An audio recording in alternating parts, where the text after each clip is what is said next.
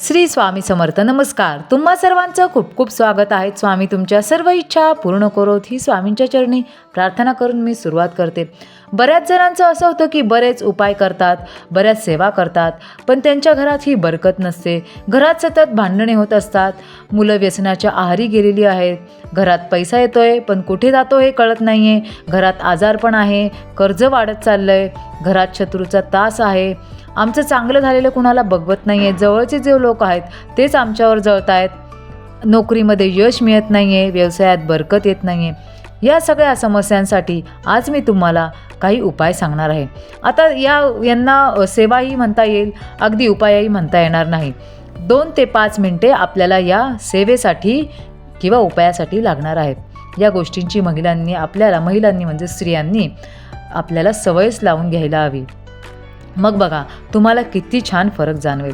कमीत कमी 40 दिवस जरी कंटिन्यू तुम्ही ही जी सेवा किंवा हे जे उपाय आहेत हे जर केले तर तुम्हाला खूप छान अनुभव येणार आहे. जर आपल्याला आपल्या घरात सकारात्मकता हवी आहे, रोगमुक्त बाधामुक्त आपले घर हवे आहे असे वाटत असेल तर सगळ्यात पहिल्यांदा सकाळी लवकर उठायला शिका. लवकर उठल्यावर काही जणांची अशी पद्धत असते की आंघोळीच्या अगोदर ते घर झाडून घेतात किंवा आंघोळ झाल्यावर झाडून घेतात. तुमची जशी पद्धत आहे त्याच्याप्रमाणे तुम्ही करा, पण आपल्याला घर हे स्वच्छ झाडायचे आहे. पण सगळ्यात महत्त्वाचे आंघोळीच्या अगोदर आपल्याला म्हणजे आंघोळ केल्याशिवाय आपल्याला किचनकडे जायचे नाही. म्हणजे पारोशा अंगाने आपल्याला किचनमध्ये जायचे नाही आहे. किचनचा जो आपला गॅस आहे त्याला हात लावायचा नाही. अगदी चहा जरी करायचा असेल तरी आंघोळीच्या अगोदर गॅसच्या शेगडीला हात लावायचा नाही. ही अतिशय महत्त्वाची गोष्ट ही आहे. त्यानंतर आंघोळ झाल्यावर मुख्य प्रवेशद्वार आपल्याला पुसून घ्यायचे आहे. म्हणजे आपलं जे अंगण आहे ते आपल्याला पुसून घ्यायचं आहे.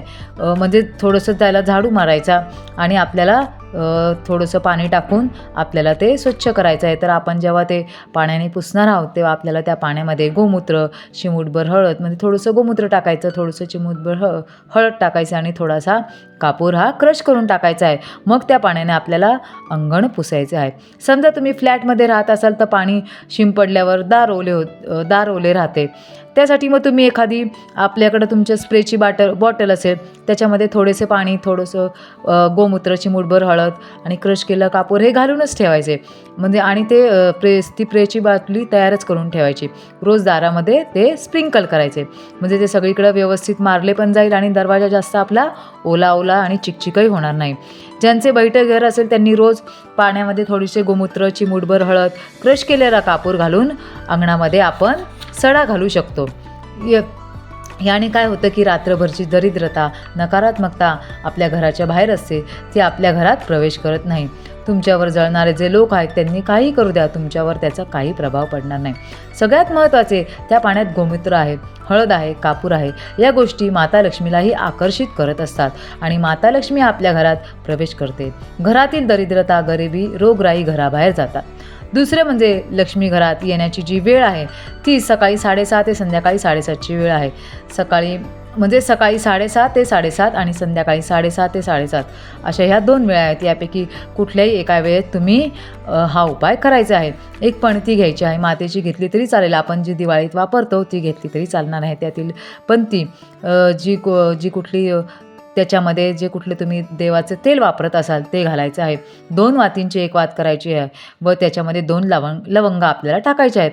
व आपल्याला हा जो दिवा आहे, ही जी पंथी आहे ती रोज सकाळी किंवा संध्याकाळी, पण वेळ 6:30 ते 7:30 दोन्हीपैकी एका वेळेस तुम्ही करायचं आहे. मुख्य प्रवेशद्वाराच्या बाहेर आपल्याला लावायच्या आहे. रोज लवंगा ह्या नवीन घ्यायच्या आहेत. आदल्या दिवशीच्या लवंगा ह्या निर्माल्यात टाकायच्या आहेत व रोज 2 लवंगा नवीन घ्यायच्या आहेत. पण तीच वापरली वात तीच संपेपर्यंत वापरली तरी चालणार आहे. मुख्य प्रवेशद्वाराच्या बाहेर उजव्या साईडला आपल्याला दिवा लावायचा आहे. जेव्हा आपण बाहेरून आत प्रवेश करतो तेव्हा आपल्या उजव्या साईडला उंबरठ्याच्या बाहेर आपल्याला दिवा लावायचा आहे.